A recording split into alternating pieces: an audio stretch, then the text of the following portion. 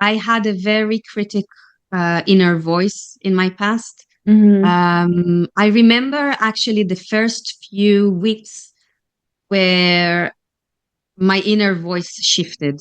So, what I do with the energy work, I'm clearing all the voices from parents, for instance, or teachers or ancestors as well, what we should do or could have done, or, what they would have done if they were us, and all these nonsense. It's nonsense. They Yeah. don't live our life. We live our life. And I remember the first few weeks, or the first times that I heard a voice in my head saying to myself, "You've got this, girl. You're doing amazing." And I remember, I kid you not, I was washing the dishes at that time, and I was like looking around me, just like as a joke. Who said that now? What's up, you beautiful beasts? I'm Katie. I'm on a mission to help humans become their favorite versions of themselves and to strive for overall health by healing their relationship to food and exercise, healing their relationship to their body, and most importantly, healing their relationship to themselves, all without ever having to step on a scale. I have had the privilege to talk to all kinds of different humans who have been through a plethora of experiences just being a human and existing. I believe that every single time someone shares their story, at least one person listening will learn from it, be inspired by it, and maybe, just maybe, even change the entire direction of their life. These are the stories of humans unveiling their beautiful beast. Keep listening. This is the Unveiling the Beast podcast.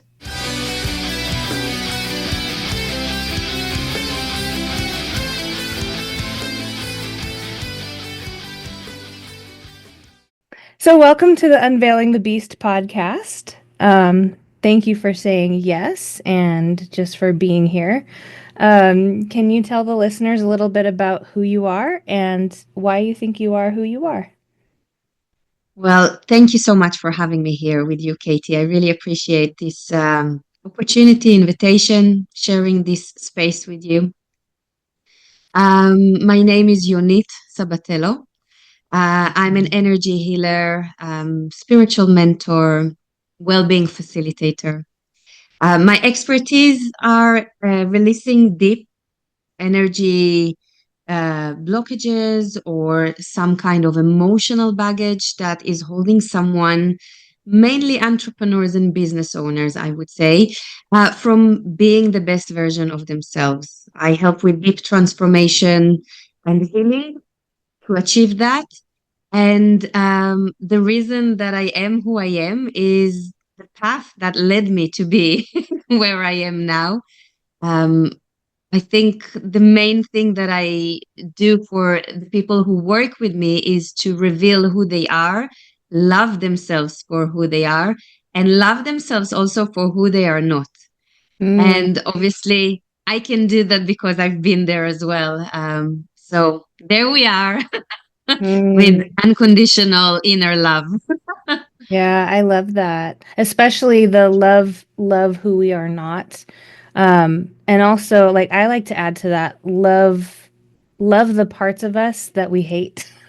If that makes any sense. Like love the parts of us that, maybe did the thing that we're not so proud of in the past because we were trying to fill a need of some kind, I think. So loving, even though like maybe you hurt a bunch of people, you still love that version of yourself because that person needed something. And so I know I just went really deep really fast. But it's exactly that. It's exactly Mhm. that. We also wear a lot of labels Mhm. that we didn't give to ourselves. Our parents gave them to us, society, our teachers, expectations. And so if we are feeling the tension between who we really are and who is who we are with someone else's expectations perspective, then we tend to think straight away something is wrong with me, or I'm not okay, something is not okay with me.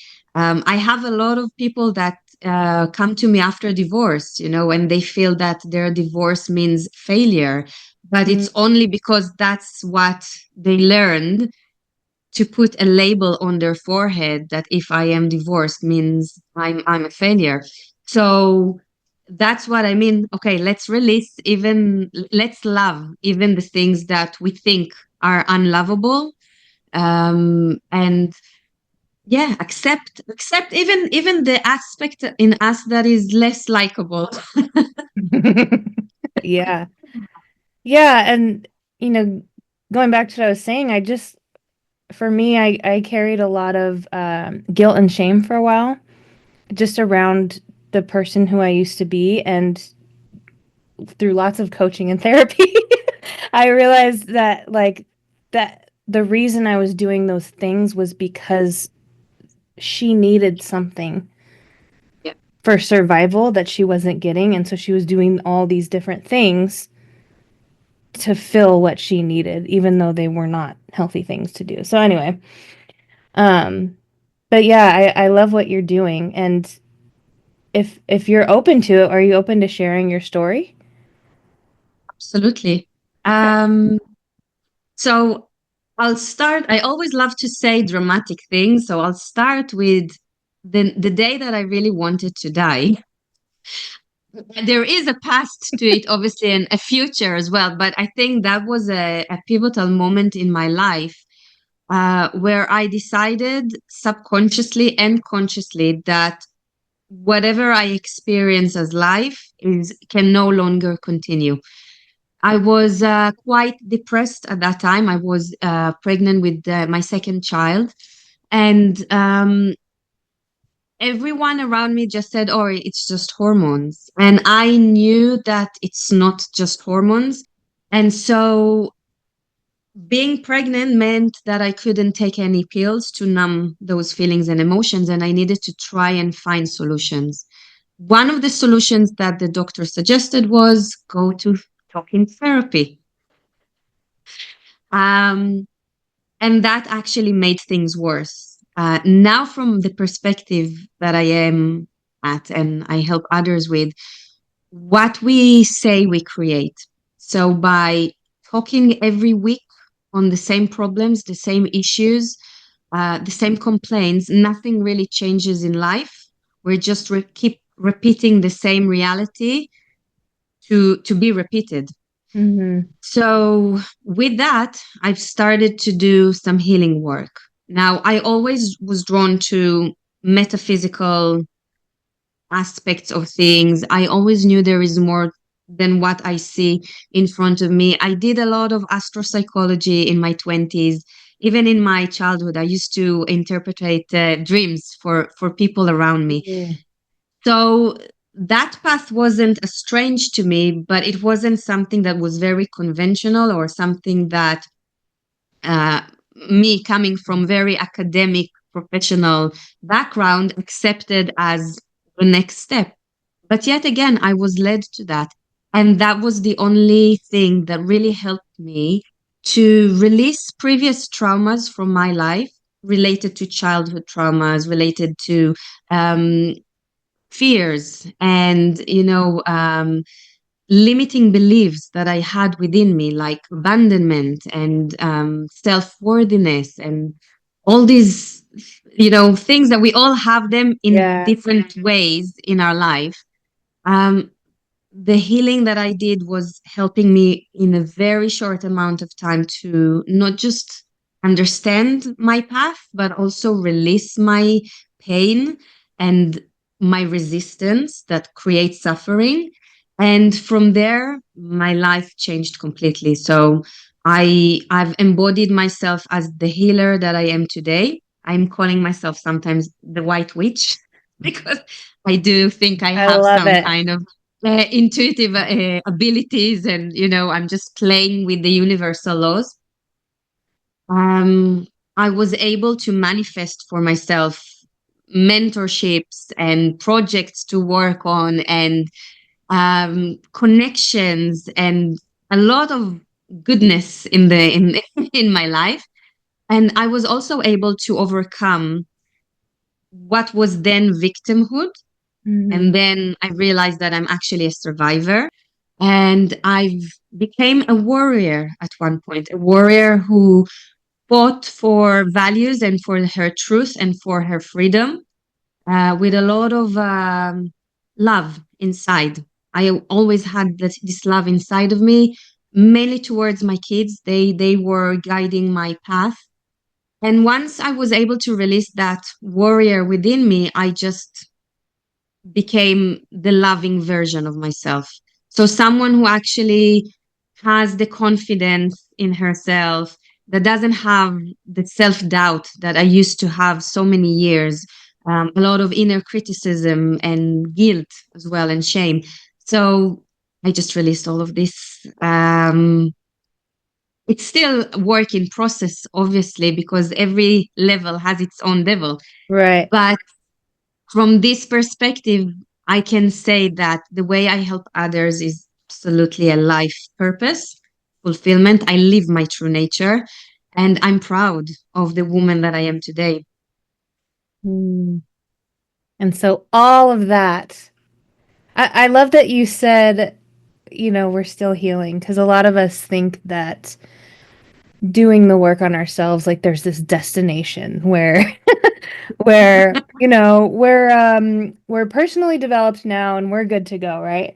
And it's this constant we're constantly healing because we're living. We're still alive and, The shit's final still gonna happen. destination is there. That's what I Yeah. wanted to say. When we'll die, that will be the final for here, for now, for this world. Yeah. After that, we come back again. Anyway, Yeah.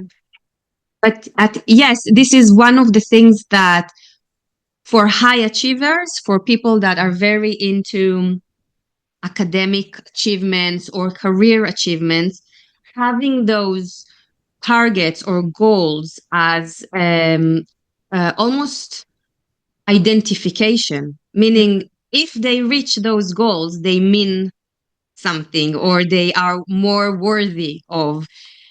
This is something that I needed to release. All those titles and degrees and diplomas that I had. I come from interior design and architectural engineering, so it's quite heavy Yeah. labels to have. And I just released all of them because I realized it doesn't matter what I do as long as I'm true to myself. I will help people in any way. And you can see that with accountants and with doctors and with cleaners and teachers. And every single one of us has the ability to share their light.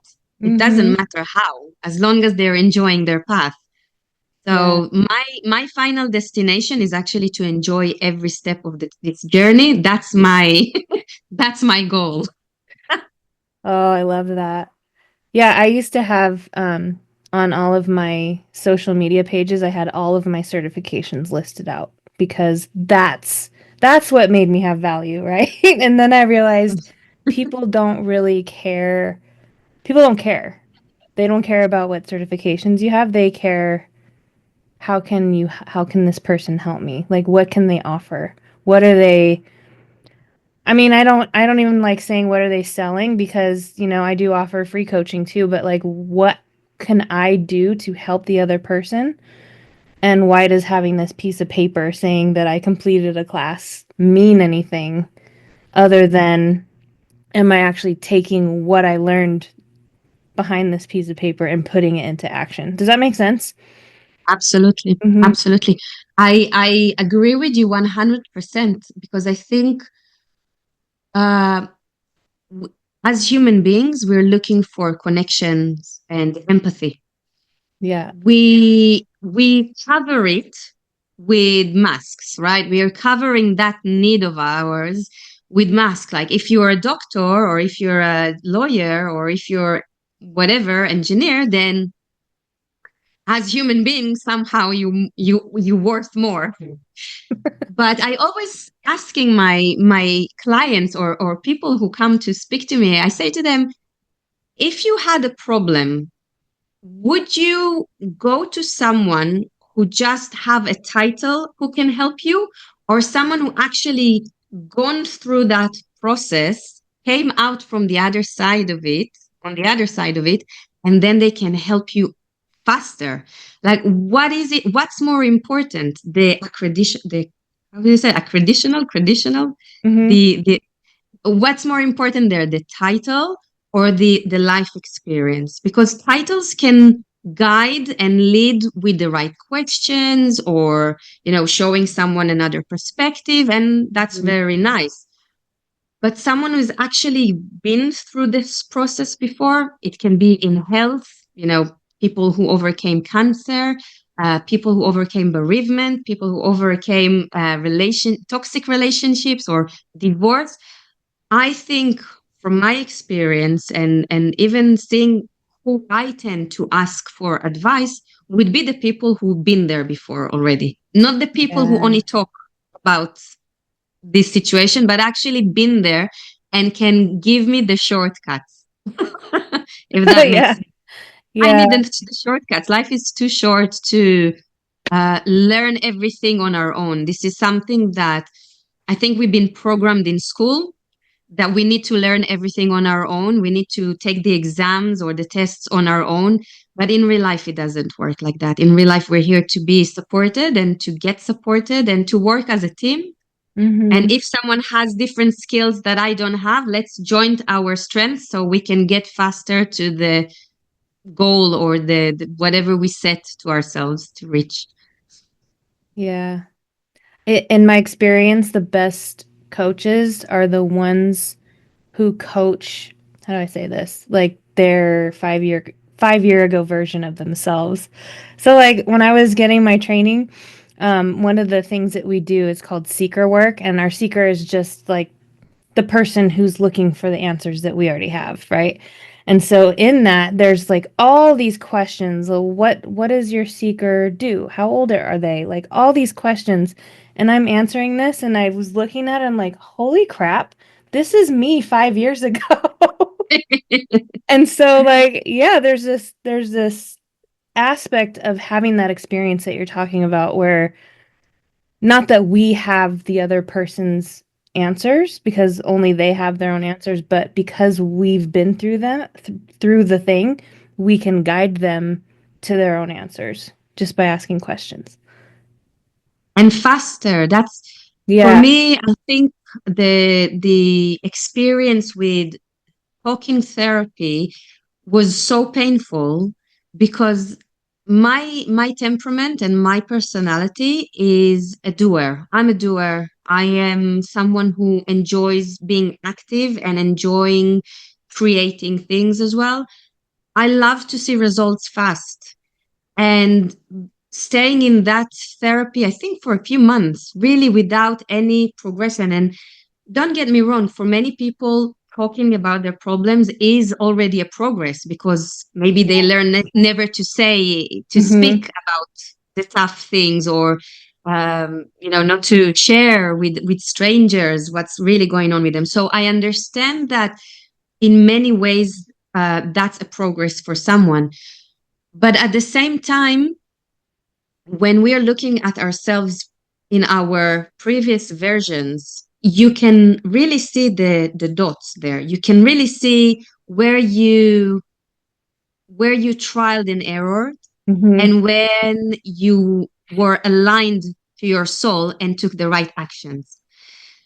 It's really just that. It's really just to say to your client. I don't know if you do it with your client, but I do it with my client. I'm just saying to them, let's avoid those mistakes, because whatever is not loving, that's the wrong path to take. Mm-hmm. Definitely.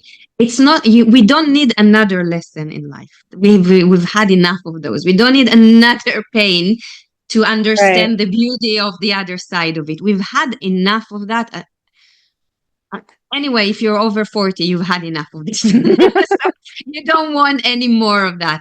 The only way really to just enjoy the journey with the ups and downs that we experience is to be led by your true nature, to be led by your soul, by your inner voice that is yours, that is guiding you to take all directions. We don't really know where to, but if you're following them, you're always getting to where you need to be, or with the people that you're meant to be with at the right time. So it's more relaxing, I think, journey. It's more Mm. relaxed. Yeah.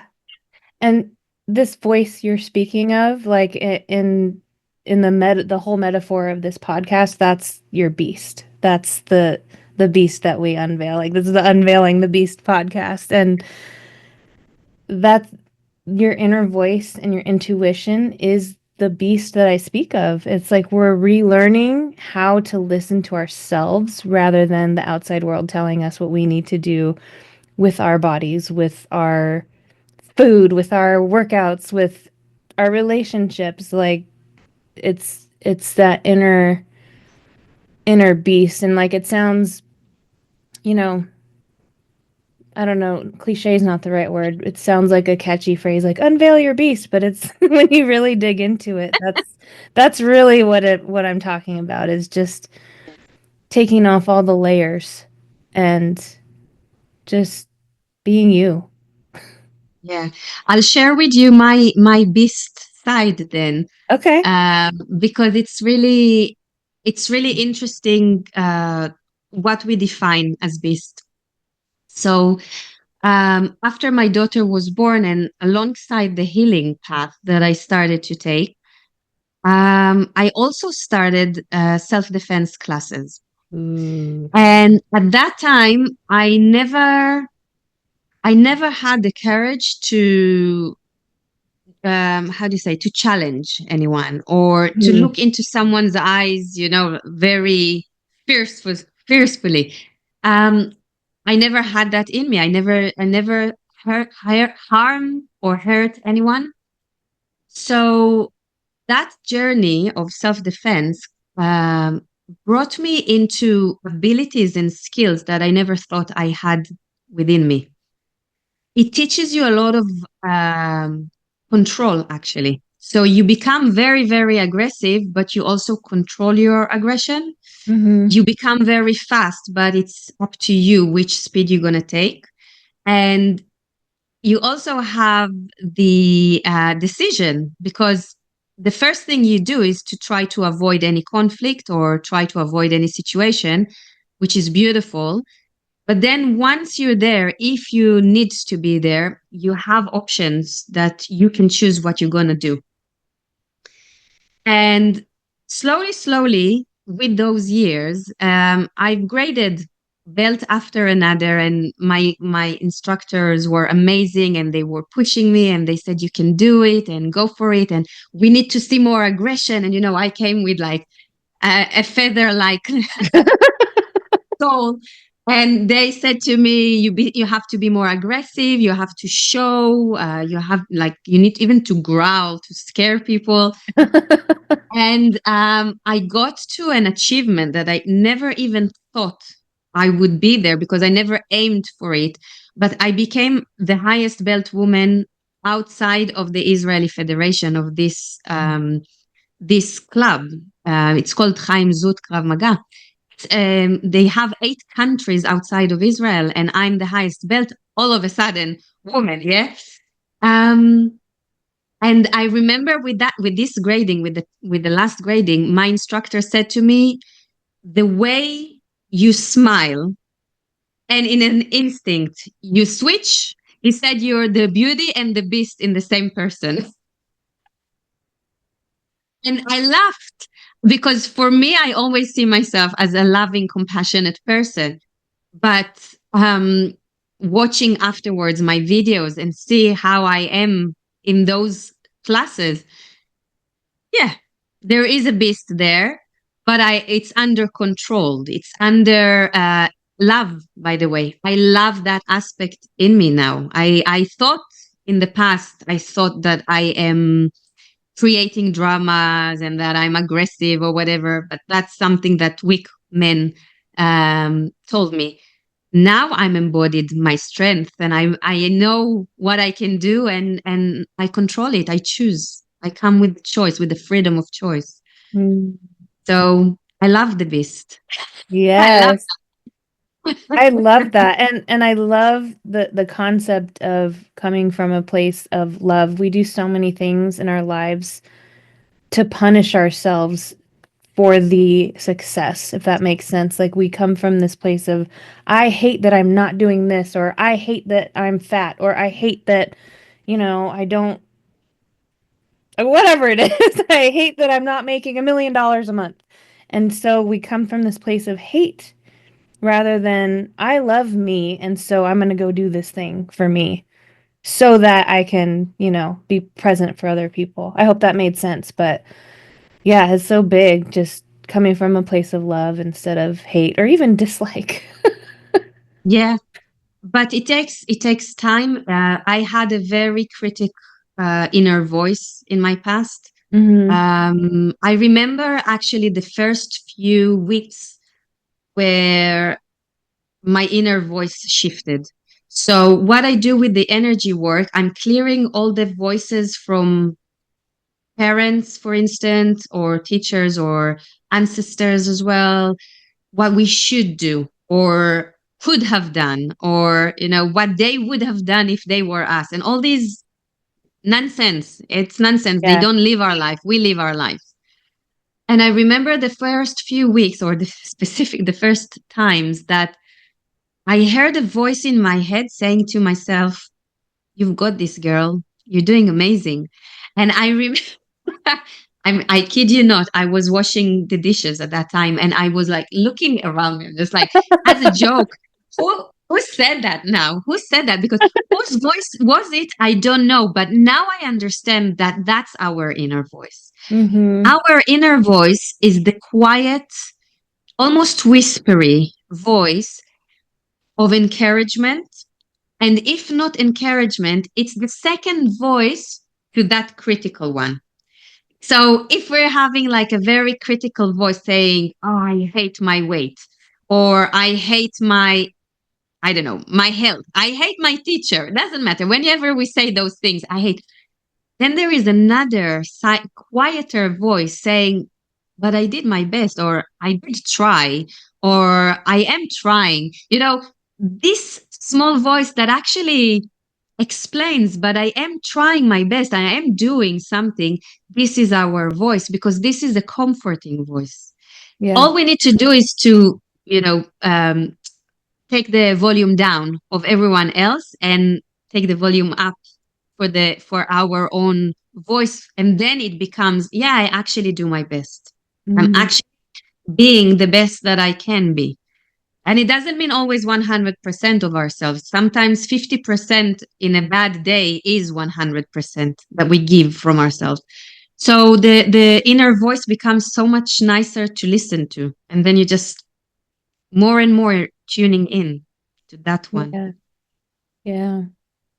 One of the things that I do for myself and I always encourage my clients to do is the self check-ins where you just like close your eyes.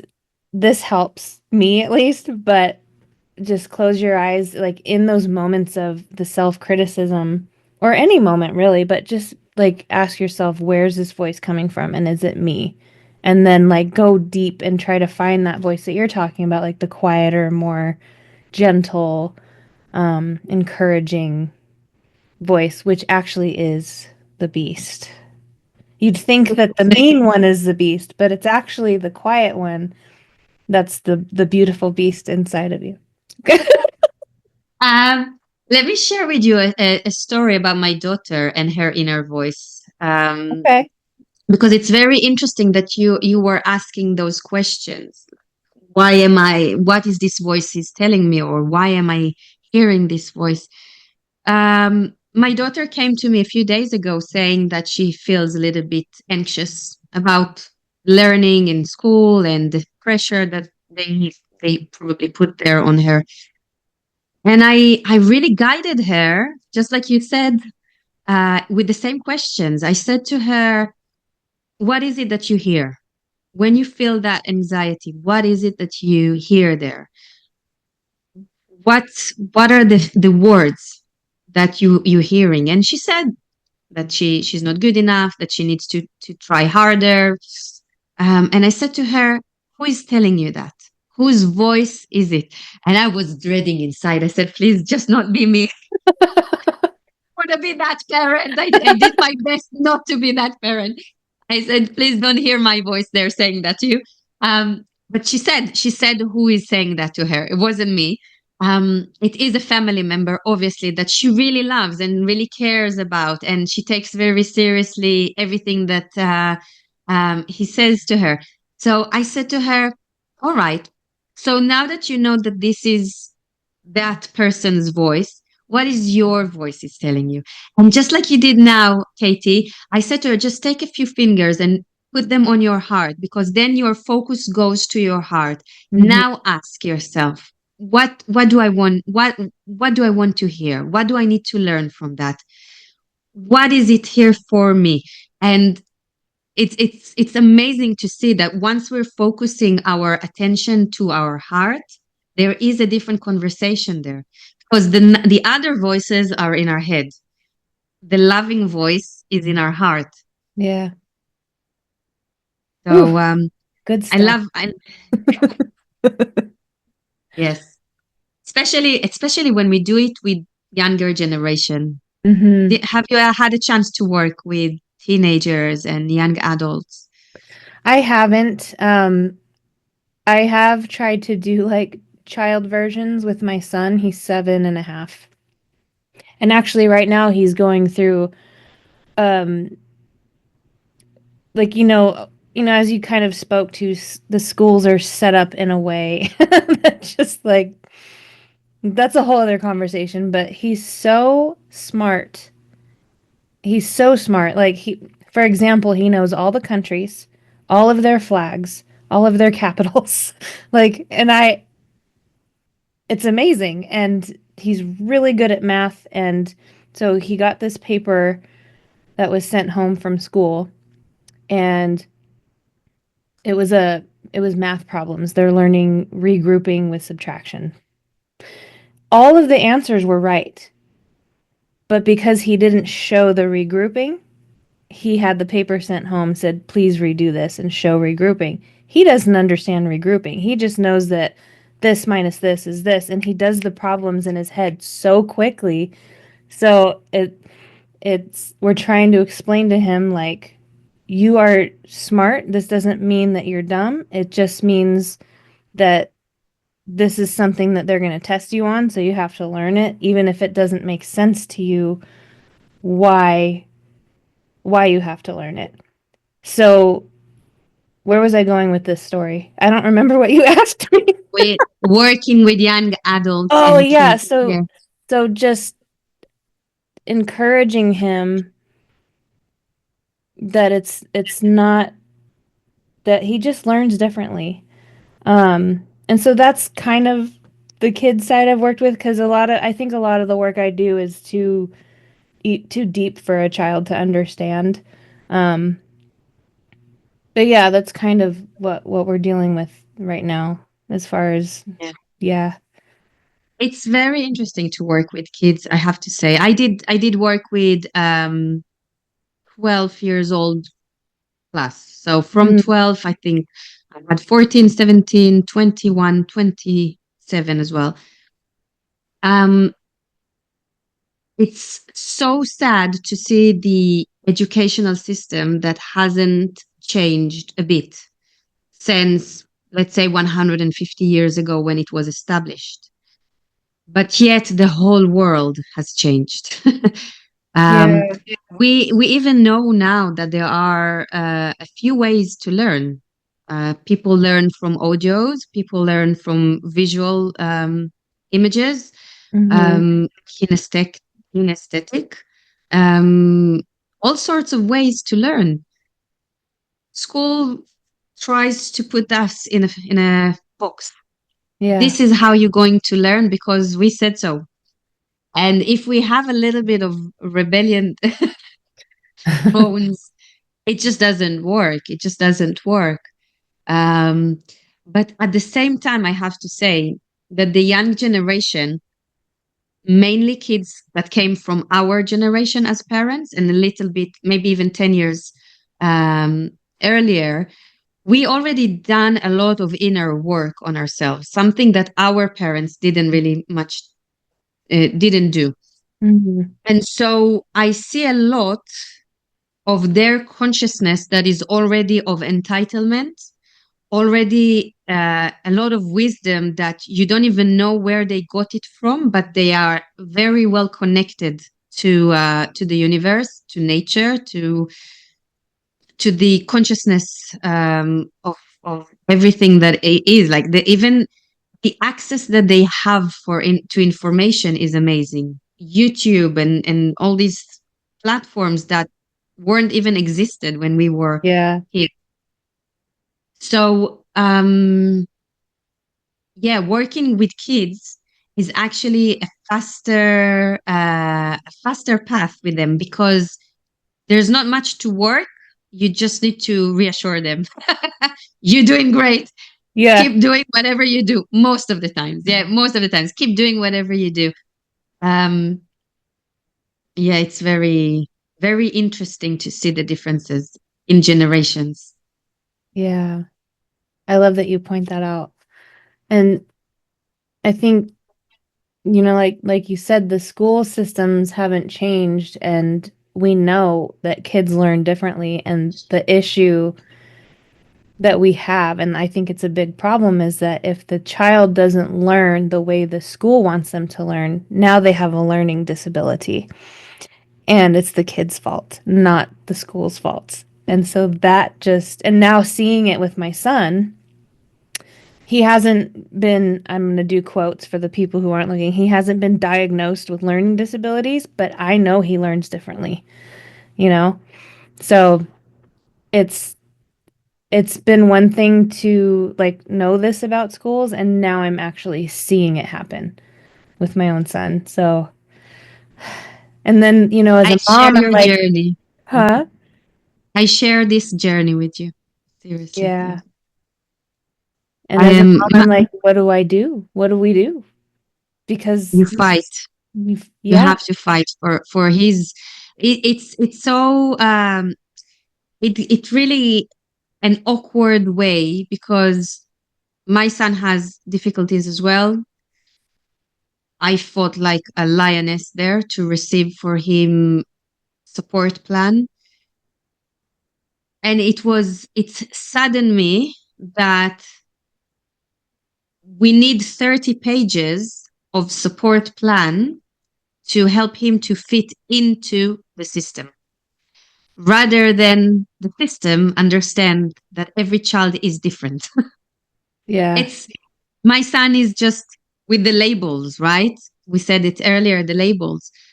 But I seriously believe that kids with ADHD, autism, learning difficulties, dyslexia, I truly believe that their brain is already advanced. So their brain is already thinking in different ways that we don't even understand how come.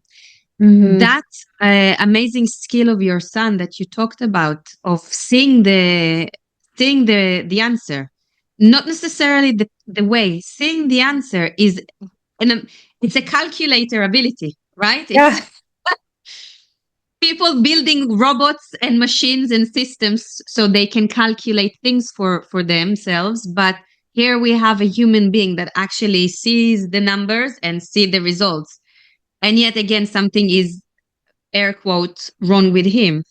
So yeah, I if my advice is any good here, fight for him to receive the support and the help, because once he does have that support, at least he's not going through that journey on his own during yeah, school time. Yeah. I saw that that was the crucial thing for my son because he experienced everything on his own and the teachers didn't have the understanding towards him. um, it it it did affect his mental well-being as well. So now that he's very well supported, things have changed for him. He's still young, 11 years old. So now he's receiving a proper support. But it was a battle, but worth it. It was worth the yeah, battle. yeah.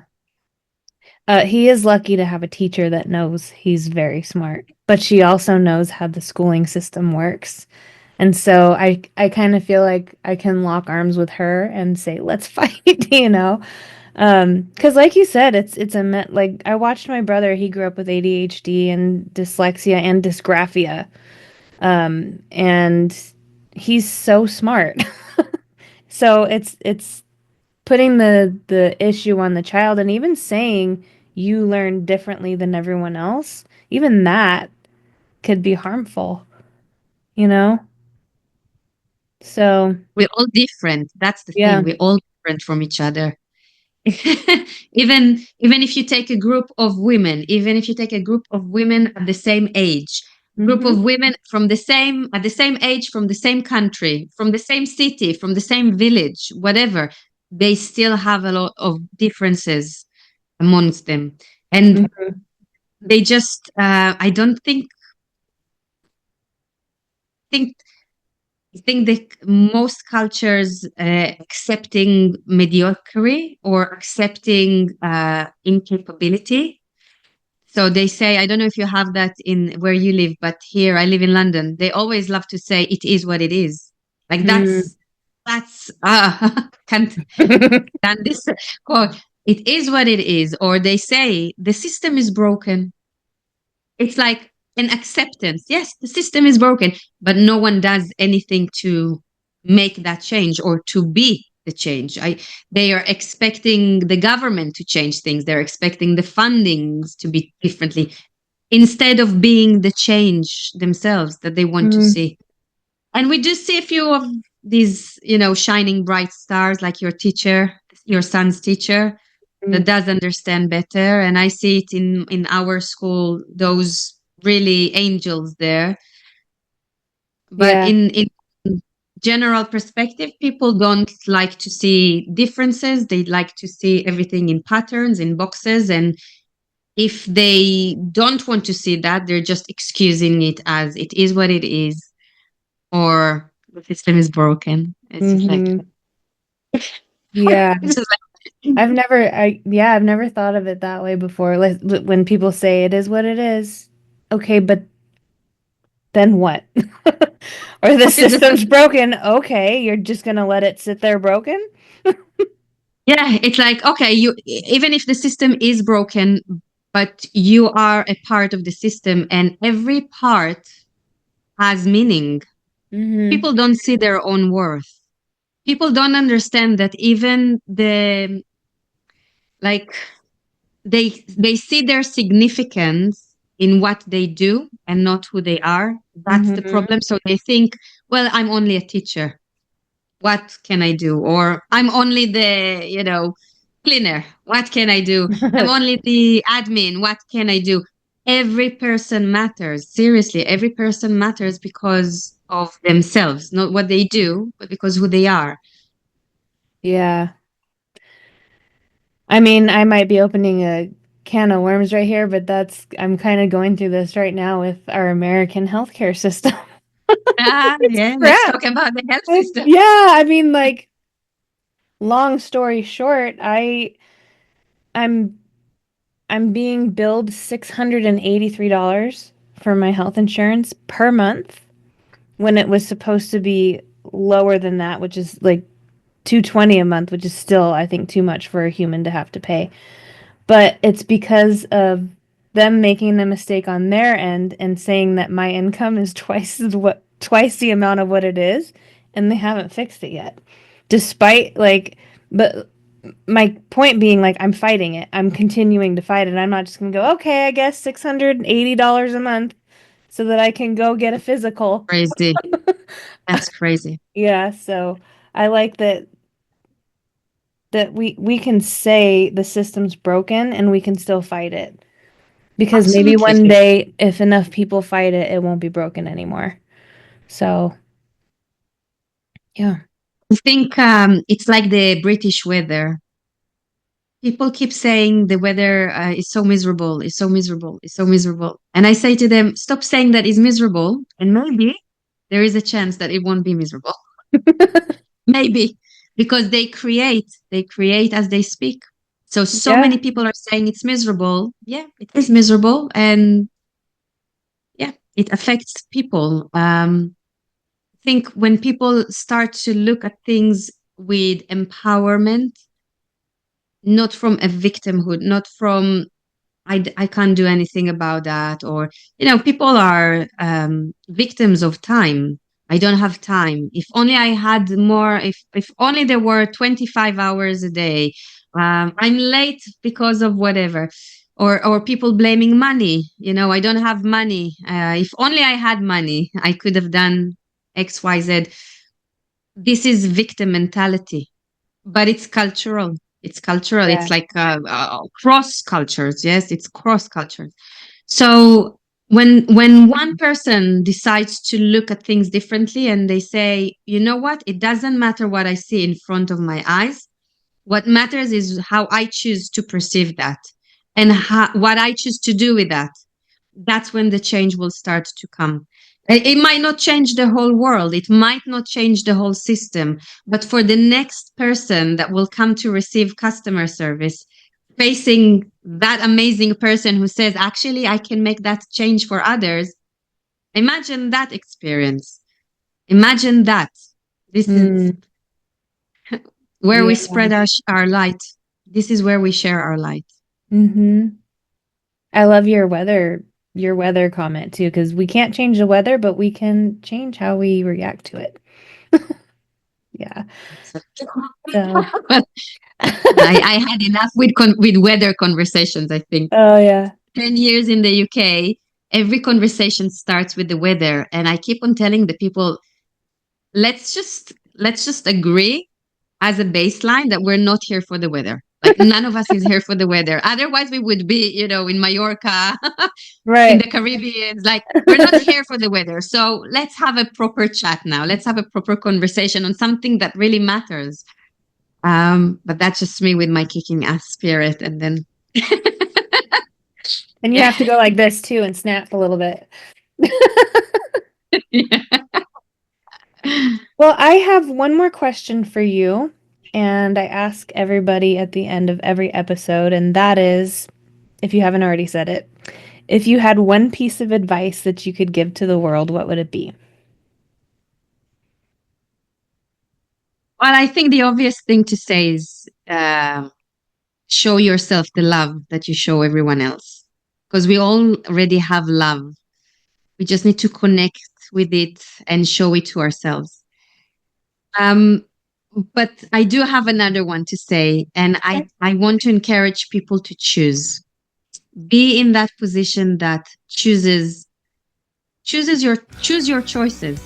You have choices how to live your life. You can choose to live healthy with full vitality life. You can choose to live life that you love. You can choose to be the predominant creative force of your life. You can choose to live on purpose, true to your nature. You can choose all of these, and you can choose other stuff. So just make your choices wise. Make your choices loving choices, and follow it, follow your choice. Beautiful. Beautiful beasts, Ionit Sabatello signing off. Until next time.